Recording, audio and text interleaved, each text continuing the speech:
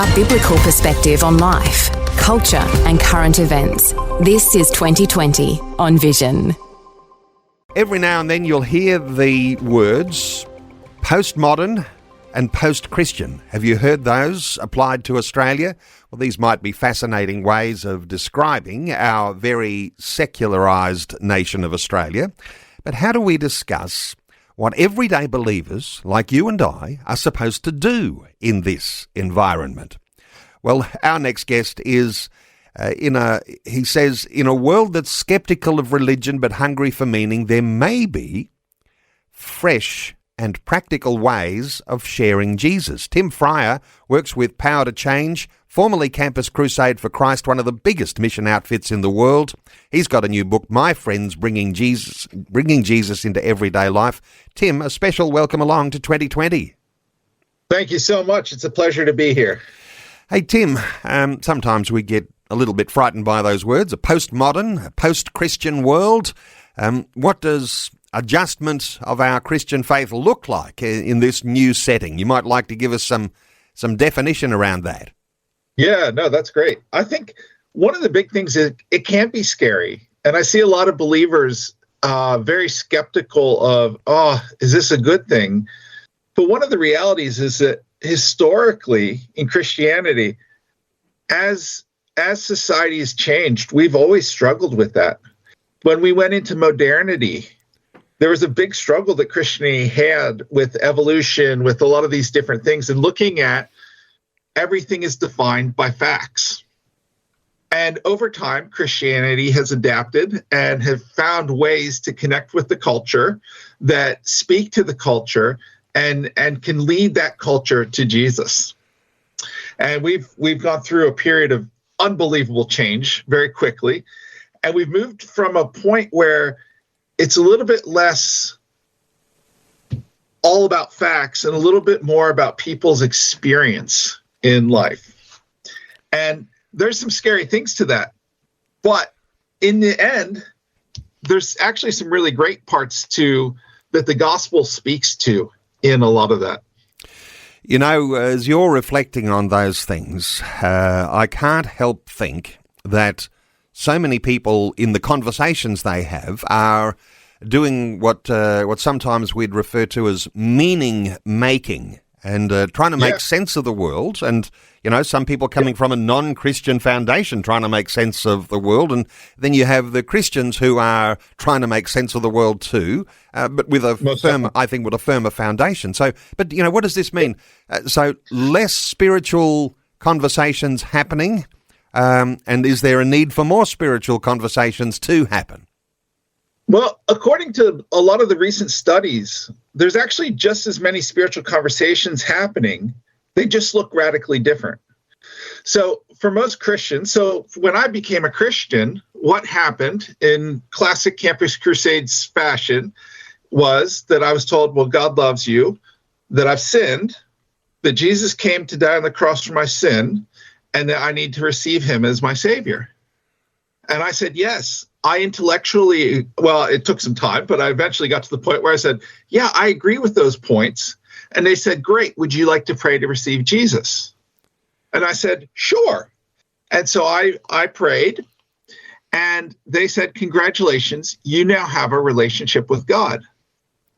Now, for me, that was a really odd thing because we were talking contractual language. We were talking, did I agree to those principles? Not relational language with God. I didn't actually know, in a sense, who God was. And it was a time of saying, okay, God, who are you? And what does a relationship with God even look like? And so one of the big things, I fully believe that, you know, as we think about the gospel, you know, whether it's those 4 points, whether it's different gospel presentations, they're brilliant. They're amazing and they're true. And people need to agree to that. But it's actually what we want to be doing is helping people begin a relationship with God, not just simply agreeing to some intellectual points. Wow. Okay. Moving away from the contract, and, you know, I know listeners will be able to hear, you know, when you talk about that contract, leading someone to Christ, leading them through what sometimes we call it a sinner's prayer. You know, in days gone by, we used to present some points and we'd say, like, this is the 4 spiritual laws somebody came out with, and you'd go through those spiritual laws. You would agree with those, and contractually you'd stand there and, you know, you might be at the front of church or you might be on a street corner and saying a prayer. But I appreciate what you're saying here, Tim. As soon as you've said the contractual prayer, all of a sudden we start talking about a relationship, and the relationship takes time to build, doesn't it? Yeah, and I don't want to take away from the contractual side, because I think that's really valid and legitimate. The way I always look at it is my relationship with my wife. We had a contractual point at our wedding where we signed the registry, and we made that decision, and we said, yes, we are getting married. And we signed the contract. That was actually really important. That's an important thing. However, I didn't marry her because of the contract. I didn't marry her because I agreed with the contract. I married her because of the relationship I had with her, and because I wanted to spend the rest of my life with her. And I think about, isn't it the same with God? That, yes, we need to sign the contract. It's really important. We need to make that decision to follow Jesus, but it comes not because I agree to some premises. Even Satan would agree to the premises. What's the difference there? Yeah. Well, it's that we have a relationship with God. And so how do we actually lead people into relationship with God? Okay. Now, you've written a book on this. You're an authority on it. How do you change direction here? Because is it all a matter of the words we use? Is there's something in the language that we're conveying this good news, the gospel message? Delivering the contract. How do you deliver that? What's got to change? No, that's a good point, because I think, and this goes into the idea of being post-Christian, because I think a lot of times in our society, we feel like the society feels like they've tried Christianity and it's failed. Now, I disagree with that, but there's an element of, well, Christian, that's an old time thing that people used to believe in. We're smarter. We don't believe in that anymore. And so a lot of times when we come in and say, well, you actually need to believe that God loves you, that now all those things are true, not arguing a bit with that. But when we lead with that, a lot of times people are just like, that's antiquated. That's out of touch. And so what we're proposing is a new way of looking at it, of engaging the heart before you start engaging the mind. And so it's those little things that Jesus did, right? It's how am I praying for people in my communities? How am I loving them well in very tangible and practical ways? And creating questions of like, you know what, there is something different happening here.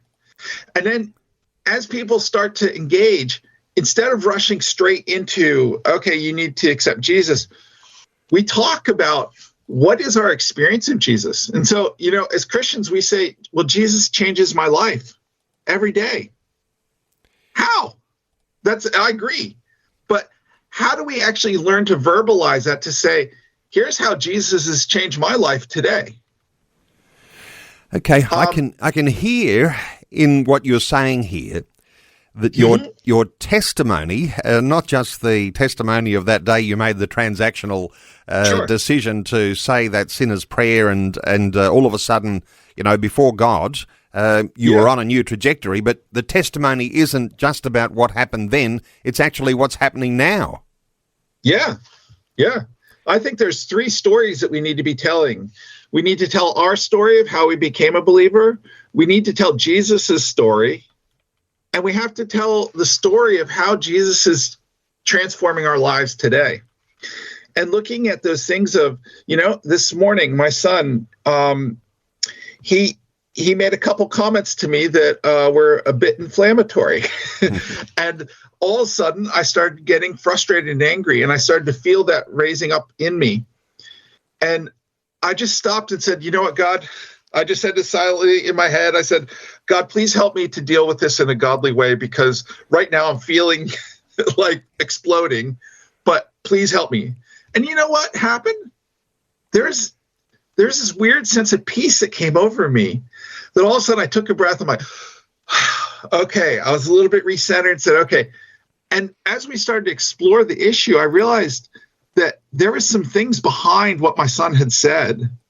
Now, he communicated very poorly, but we were able to actually address some of those key issues that if I had exploded and yelled at him, which is what I was wanting to do emotionally, we would have never uncovered some of those key things.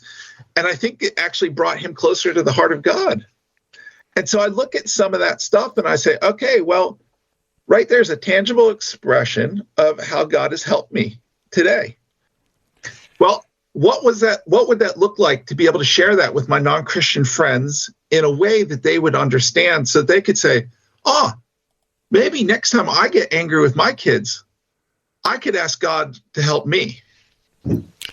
So it's like toning down what might have been even a confrontational style that you might think of, some evangelists, a bit pushy. Not quite so pushy is maybe a better way to approach a modern day Aussie. Is that the sort of thing you're saying? 100%.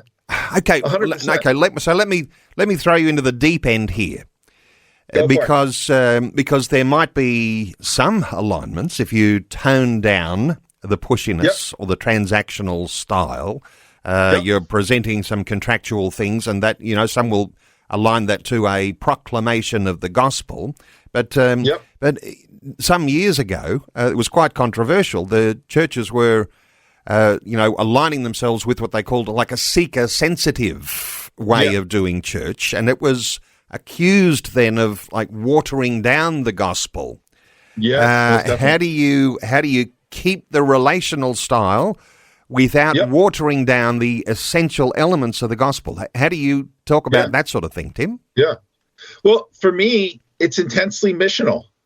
I want to see as many people in the kingdom as possible. The goal is not to say, hey, I just want to be a loving person to be a loving person and avoid that. No, on the contrary, I want to open up more opportunities to share the gospel. So I can go to my neighbor and say, hey, can I tell you about Jesus, and be very proclamational. And I'll tell you what, my neighbor is going to close the door in my face, and that's the last conversation we'll ever have. Yeah. And so I'm looking at effectiveness that, okay, so there is a time and place for the proclamational. I'm not saying that's bad. In fact, I think that's necessary. It's so important, but it's at the right time.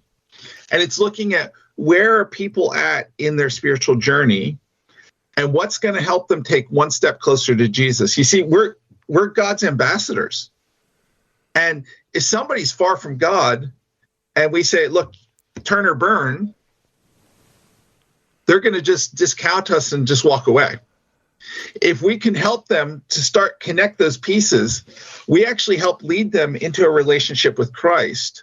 And more than that, it's not just a momentary decision. My goal is not to see, so my big hot take is, my goal ultimately is not to see people come to Christ. My goal is to see disciple makers made. Now, a big part of being a disciple maker is coming to Christ. But then I want you to learn how to lead others to the gospel as well. And so it's about saying, how can we get that throne room of heaven as full as possible? And what's going to help us be effective in that? And that discipleship starts way before someone might make a transactional decision to follow Jesus. So really, from the moment you're forming a friendship, you've got a discipleship mentality. Is that the way it works for 100%. you? Yeah. Yes, 100%. And so, because I have the end goal in mind, and everything's done with the idea of, I want to make disciples who make disciples. Now, the first part is I want to lead people to Christ. Okay, after that, I want to help them grow, and I want to help train them so that they're able to turn around and multiply their lives into the lives of others. And it's not about scalps, the old way of thinking, I've won 15 people to the Lord. What you're saying, you're better to be able to win 15 new friendships. Trouble with friendships is we have a limited capacity on friendships, whereas, for that person who's a gifted evangelist, they might well be saying, well, I've led 15 people to the Lord.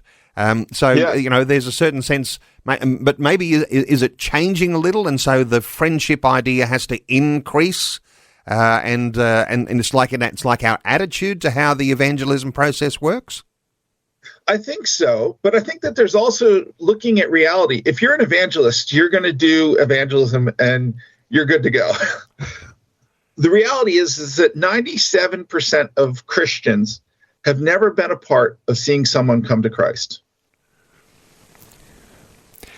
So while we talk about evangelism, if we say that 97% of our church has never been a part of seeing someone come to Christ, we're not doing it. And so we need to figure out a way to help people who are not natural evangelists share the gospel. Now, I think what's happened a lot of times in our society is that as Christians, we've been put on the back foot because Christianity isn't the in thing anymore. And so it's sort of, I'm afraid to bring it up at work. I'm afraid to bring it up in my neighborhood. I'm afraid to do this. And so you can be really bold and go out there and shout and yell, but I don't know that actually helps lead a lot of people to the gospel. And my heartbeat is, I don't want to talk somebody into the gospel because somebody else can come alongside and talk them out because they're far better than me. I want somebody to experience God working in their life in such a way that just transforms everything about them. And they can't do anything but follow Jesus. Tim, listening to you, it is a breath of fresh air. And when we talk about, changing in a postmodern, post-Christian age, and, in an age of AI, where everyone has all the knowledge at their fingertips, lots more warmth, friendship, and pastoral care is going to reflect the heart of Jesus, isn't it? And so what you're talking about, a method that's grounded in real relationships. Mm-hmm. And those real relationships, and maybe we've got to bring some loose ends together here, relationships inspired by Jesus' own way of making disciples. How do you reflect on Jesus' way of making disciples and how that ought to be shaping us? Look, that's a whole nother can of worms because, as you look through the Gospels, and I think a lot of times as Christians, we read the Gospels and we see the highlights, but we never think about what was Jesus's strategy. Well, because Jesus had actually a very clear strategy of how he went about things. Little things like we think about, well, Jesus did lots of miracles, right? Sure, except he didn't. In the first 2 years of the first 30 years of his life, there are no recorded miracles. In the first 2 years of his ministry, there are 2 recorded miracles. There's one of the wedding at Cana and the healing official's son in Capernaum at a distance. And they're sort of private miracles. Then all of a sudden, in the next 6 to 9 months, it explodes. And he has over 40 outreaches. He starts going through and doing miracles left and right. So here's the question, what changed? And I think there are great answers to that. But the reality is that as Christians, we don't think through things. So if I gave you, Zacchaeus, the woman at the well, and the appointing of the 12 apostles, we would know all those stories. But what order did they happen in? And is that important? Wow. Because I would argue without knowing some of those things, then we don't understand the strategy of Jesus and how he built multiplying disciples.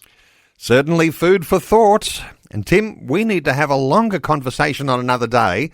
Let's make a plan and get together again. And I think listeners love the sorts of things you're talking about because it just helps us make sense and gives some context to our own experience and what we're called to do and what's a biblical way of looking at how this gospel goes forward and transforms lives and generations. Tim Freyer works with Power to Change. His new book is called My Friends, Bringing Jesus into Everyday Life. Now, you'll be able to connect with Tim, and I guess you can get the book really just all online booksellers, but certainly you might want to... Amazon, yeah. Amazon, yep. So, but connect with Tim at powertochange.org.au. And then if you want to get more complicated and know the link, there's / My Friend's Book. And you'll be able to get a hold of that book. You'll be able to connect with Tim and look, just explore some of the things that Power to Change are involved in. They are an amazing organisation. Tim, thank you so much for taking some time to share these thoughts with listeners today on 2020. Thank you so much. Thanks for taking time to listen to this audio on demand from Vision Christian Media. To find out more about us, go to vision.org.au.